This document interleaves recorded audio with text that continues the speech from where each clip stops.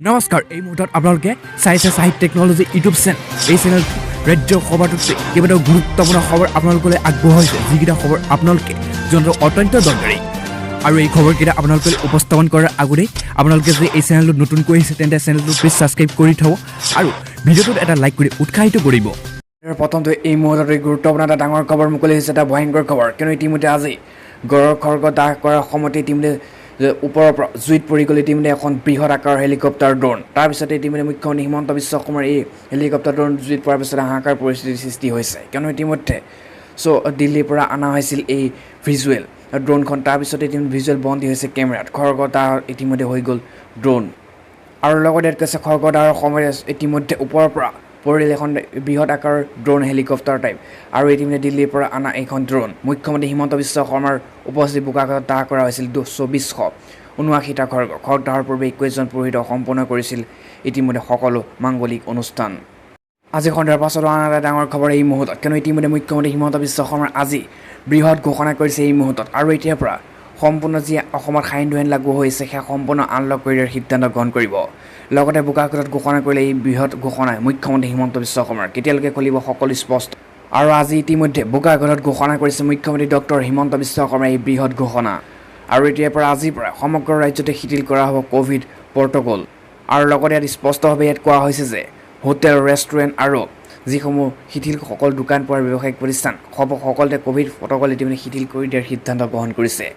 যিহেতু ইতিমধ্যে বন্ধ হৈছে ৰাতিলৈকে সান্ধ্য পিছত সকলো বন্ধ হৈ পৰে কিন্তু এতিয়াৰ পৰা সম্পূৰ্ণ খুলি দিয়াৰ সিদ্ধান্ত গ্ৰহণ কৰিছে হোটেল ৰেষ্টুৰেণ্টকে ব্যৱসায়িক প্ৰতিষ্ঠান দোকান আৰু ক'ভিড পৰিস্থিতি উপলক্ষ্য ৰাখি ইতিমধ্যে 1 অক্টোবৰৰ পৰা সম্পূৰ্ণ আনলক হ'ব আৰু যদি ক'ভিড পৰিস্থিতি অধিক উন্নতি ঘটে তেন্তে 1 অক্টোবৰ নহয় ইতিমধ্যে ছেপ্টেম্বৰ মাহৰ শেষৰ ভাগৰ পৰাই ইতিমধ্যে আৰম্ভ হৈ পৰিব এই নতুন SOP নিয়ম লাগু হৈ পৰিব আৰু এইদৰে আজি শিথিল কৰাৰ ক্ষেত্ৰত মুখ্যমন্ত্ৰী হিমন্ত বিশ্ব শৰ্মাৰ বৃহৎ ঘোষণা কৰিছে খনিয়াৰ পাছতো এই মুহূৰ্তত আজিৰ দিনটোৰ সকলোতকৈ ডাঙৰ এটা ব্ৰেকিং নিউজ এটা নিৰ্লজ্জ ঘটনা সংঘটিত হৈছে কিয়নো এজনী ছোৱালীক ইতিমধ্যে পুনৰ নিৰ্লজ্জভাৱে ধৰ্ষণৰ ঘটনা সংঘটিত হৈছে কিয়নো সমগ্ৰ ৰাজ্য কঁপাই গৈছে তেওঁ মোবাইল ফোনত ওলাইছে 1300টা পুৰণ ৱেবছাইটৰ ভিডিঅ' ৱেবছাইট আৰু ইতিমধ্যে হত্যা প্ৰথমে ধৰ্ষণ তাৰপিছত হত্যা ইতিমধ্যে আৰক্ষীয়ে চাৰ্জশ্বীট দাখিল কৰিছে আৰক্ষীৰ মতে উৎসাহ নোপোৱাৰ ফলত পীড়িতাৰ মৃত্যু হৈছিল ইয়াৰ আগতে ইতিমধ্যে অভিযুক্ত পূজাৰীৰ শিশুটিক যৌন নিৰ্যাতন চলাইছিল আৰক্ষীৰ মতে ধৰ্ষণৰ সময়ত অভিযুক্তই ৰাধেশ্যামে শিশুটিৰ মুখ হাতেৰে বন্ধ কৰি ৰাখিছিল আৰু ইতিমধ্যে যি ধৰ্ষণ ঘটনা সংঘটিত কৰিছিল এই পূজাৰীজনে আৰু মৃত্যু হোৱা মূল কাৰণটো হৈছে যে যেতিয়া ধৰ্ষণ কৰিছিল এই ছোৱালীজনীক ইতিমধ্যে মুখখন হাতেৰে বন্ধ কৰি লৈছিল আৰু উশাহ লোৱা কষ্ট হোৱাৰ ফলত মৃত্যু ঘটিছিল যাৰ ফলত মৃত্যু ঘটে এইগৰাকী ছোৱালীৰ আৰু ইতিমধ্যে আৰক্ষীৰ মতে ৰাধেশ্যামৰ পুৰণ ভিডিঅ' আসক্ত ৰাধেশ্যামৰ ফোনৰ পৰা পোৱা তথ্য অনুসৰি অভিযুক্তে কমেও 1300টা পুৰণ ৱেবছাইট ভিজিট কৰিছে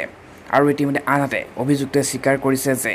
ইয়াৰ পূৰ্বেও তেওঁ শিশুটিক পণ দেখুৱাই যৌন নিৰ্যাতন চলোৱাৰ অভিযোগ কৰিছিল আৰক্ষীয়ে এই গোচৰটোত 4 অভিযুক্ত ক্ৰমে ৰাধেশ্যাম কুলদীপ আৰু লক্ষ্মীনাৰায়ণ সলিম আহমেদৰ বিৰুদ্ধে চাৰ্জশ্বীট দাখিল কৰিছে উল্লেখযোগ্য যে ইতিমধ্যে 2 আগষ্টত দিল্লীৰ কৈন্তত 9 বছৰীয়া এটি শিশুক ধৰ্ষণ কৰাৰ হত্যাকাণ্ডৰ খবৰ পোহৰলৈ আহিছিল শিশুটিয়ে ঘৰৰ ওচৰত থকা শশানৰ ঘাটৰ পৰা ঠাণ্ডা পানী আনিবলৈ যাওঁতে ইতিমধ্যে এই ঘটনা সংঘটিত হয় আৰু এই ঘটনাৰ সন্দৰ্ভত আৰক্ষীয়ে 9 ছেপ্টেম্বৰ চাৰ্জশ্বীট ইতিমধ্যে দাখিল কৰিছে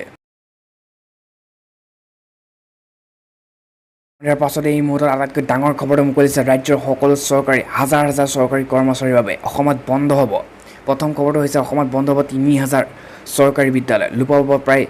3000 বিদ্যালয় প্ৰায় 14000 শিক্ষকৰ পদ পুনৰ ৰাজ্যত বন্ধ হ'ব চৰকাৰী বিদ্যালয় শিক্ষাৰ্থী অনুসৰণ নামভৰ্তি নোহোৱাৰ বাবে এই সিদ্ধান্ত চৰকাৰ 2022 চনৰ পৰা সম্পূৰ্ণৰূপে কাৰ্যকৰী হ'ব নতুন শিক্ষা নীতি লগতে ইয়াত কোৱা হৈছে যে নতুন শিক্ষানীতি আৰম্ভ কৰাৰ প্ৰাকক্ষণত আৰম্ভ হৈছে বিদ্যালয় একত্ৰীকৰণৰ প্ৰক্ৰিয়া যি প্ৰক্ৰিয়াৰ অধীনত ৰাজ্যত লোপ পাব 3000 চৰকাৰী বিদ্যালয় প্ৰায় 14000 শিক্ষক কৰ্মচাৰীৰ পদ আৰু ইতিমধ্যে মুখ্যমন্ত্ৰী হিমন্ত বিশ্ব শৰ্মাৰ অধ্যক্ষতাত গঠিত হ'বলগীয়া নতুন শিক্ষানীতি আয়োগে পৰামৰ্শ লৈ অক্টোবৰত অধিক খৰতকীয়াকৈ কাম কাজ আৰম্ভ কৰাৰ লক্ষ্য শিক্ষামন্ত্ৰী ৰণোজ পেগুৰ লোক নিৰ্মাণ বিভাগৰ প্ৰশিক্ষণ কেন্দ্ৰত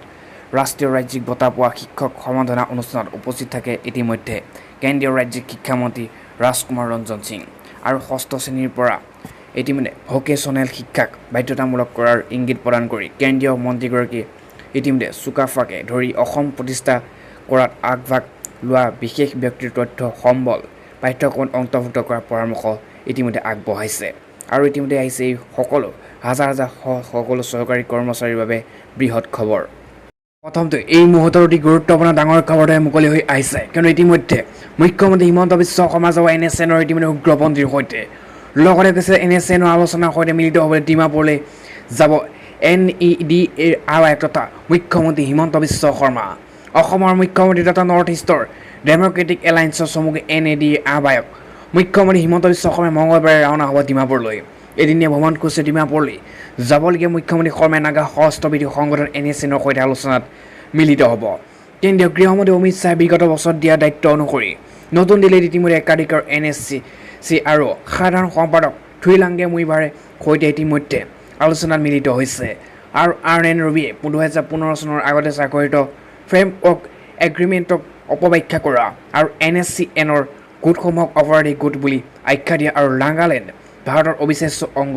হৈ থাকিব বুলি উল্লেখ কৰিছে। কিন্তু লগতে ভাৰত চৰকাৰ আৰু মধ্যবিত্ত পদৰ পৰা বৰবিক ইতিমধ্যে আঁতৰাই মধ্যবিত্ত নিযুক্তি দিবলৈ বহুবাৰ NSCNৰ ভাৰত চৰকাৰে আহ্বান জনাই আহিছে। কিন্তু সাম্প্ৰতিক RN ৰবিক আৰু নাগালেণ্ডৰ ৰাজ্যপাল পদৰ পৰা আঁতৰাই নি তামিলনাডুৰ দায়িত্ব দিয়া হৈছে এই মুহূৰ্তত। তাৰ পাছত এই মুহূৰ্তত আন এটা ডাঙৰ খবৰ, কিয়নো ইতিমধ্যে 24 ঘণ্টা নহওঁতে পুনৰ অসম আৰক্ষীৰ গুলীয়াগুলী ঘটনা পোহৰলৈ আহিছে, হাহাকাৰ পৰিস্থিতিৰ সৃষ্টি হৈছে। কিন্তু পুনৰ